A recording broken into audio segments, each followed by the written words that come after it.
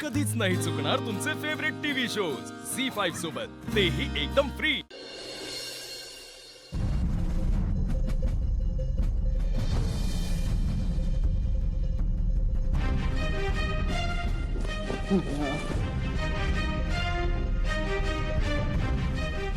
मीटिंगला पण जायचं, फोटो पण सापडत नाहीये, काय करू काही सुचतच नाहीये। काय रे, मैं शोधतो। ओ नो, मी आता प्रीतमला जर त्या फोटो बद्दल सांगितलं तर मला त्याला हे पण सांगावं लागेल की तो फोटो पारूचा आहे। भावा तू जे शोधतोयस ना ते माझ्या जवळ आहे। फाईल शोधत होतो, त्यात फोटोकॉपी एक ठेवली आहे, सापडतच नाहीये। अच्छा अच्छा अच्छा अच्छा, अरे ती फाईल का? अरे ती मोहन काका घेऊन गेला ना, आई सह्या करणार होती त्याच्यावर। असं काय करतो तू, होताच नाही यार तिकडे। हा, हो हो हो, ऍक्च्युली मी ना गडबडीत विसरलोच। मी मला ऑफिसला निघायचं आहे। अरे थोडा वेळ जा जा जा, आवरतो मी। अरे थोडा वेळ पटकन जा यार। अरे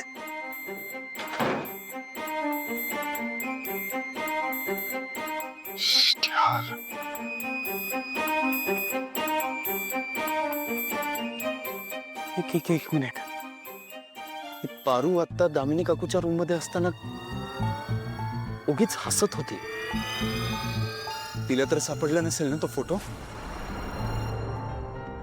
यार, तिला सगळं खरं कळलं नसेल ना?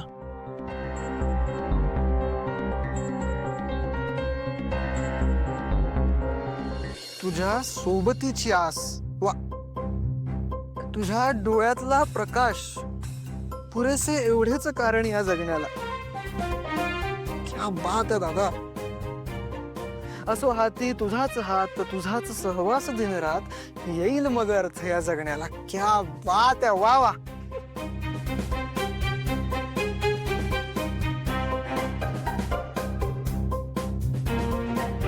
आदिनाथ, माझे धनी आहेत। आणि बाय द वे, हे काय सारखं धनी धनी धनी? इकडे तुम्ही माझा नवरा बनूनच आला आहात ना? पारू, एखादी खरी बायको करते ना तशी मालिश केली असतो। प्रियाच्या गावी जेव्हा दादा आणि पारू नवरा बायको म्हणून राहिले होते ना, तेव्हाच मला वाटत होतं यार की हे दोघं कपल व्हायला पाहिजे। हा म्हणजे किती काळजी घेत होते एकमेकांचे, एकदम made for each other couple आहे। आणि पारूला तर माझी वहिनी म्हणून मी आधीच इमॅजिन करून झालो होतो। असं वाटत होतं ना की तीच माझी वहिनी व्हावी आणि तीच या घरी सून म्हणून यावी। फायनली ते होतंय।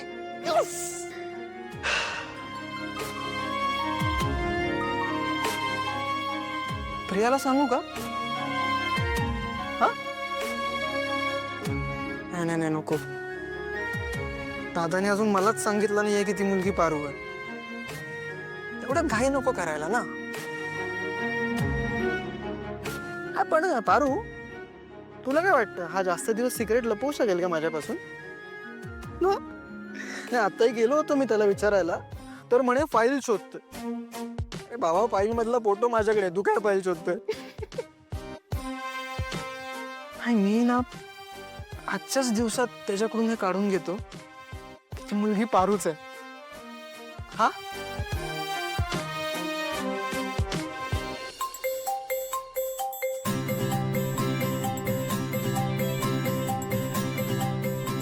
काय कमाल जोडी वाटते दोघांची। प्रीतम सर, अहो, ये ना वहिनी, ये। वहिनी,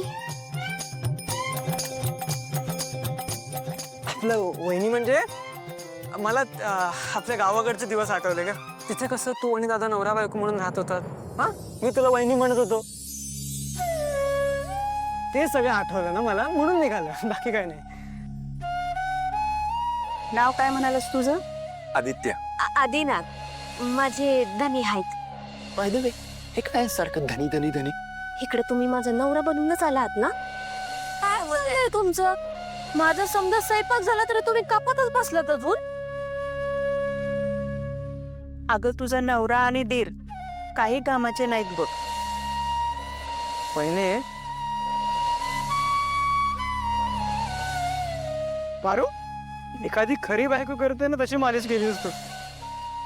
मला बी ते लई आवडायचं.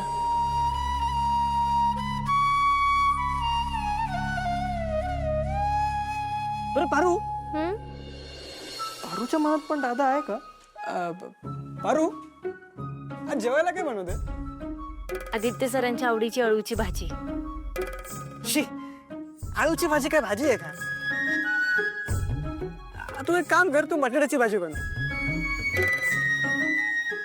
ठीक आहे, मी बटाटा आणि अळूची भाजी दोन्ही बी भाज्या बनवते.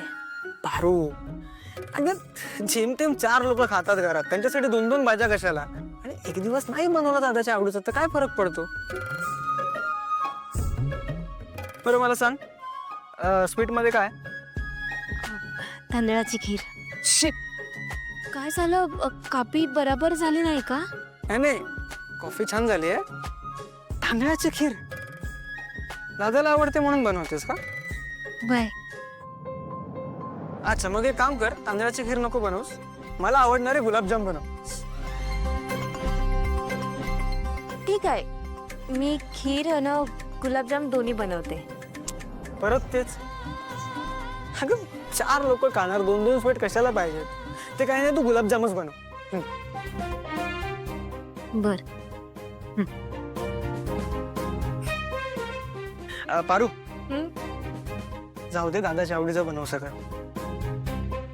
अगं तो मोठा आहे ना, त्याला त्याचा मान देणं गरजेचं आहे. बनव. प्रीतम सर, तुम्हाला जे आवडतं ना ते बी बनवीन मी. ओके. मी आलेच.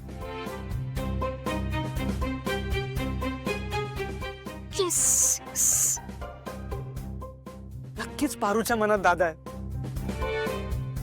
फक्त दादाच्या मनातलं काढून घ्यायचं.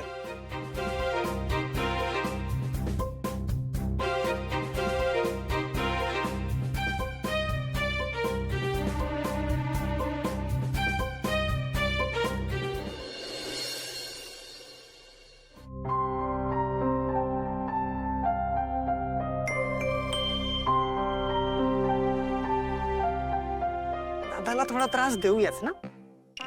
बघू कबूल झाला तर झाला की ती मुलगी पारूच आहे.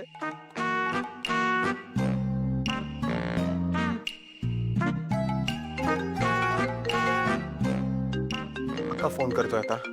इथे मला अर्जंट मीटिंग आहे. कट केला माझा फोन.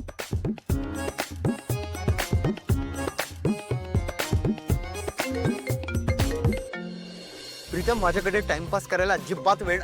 पारूचा हात भाजला. अरे खूप लागला यार तिला. काय हो.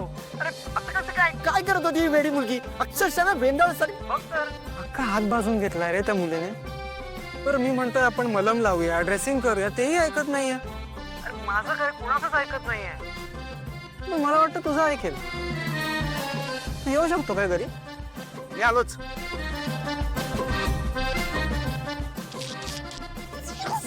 मजा येणार आहे.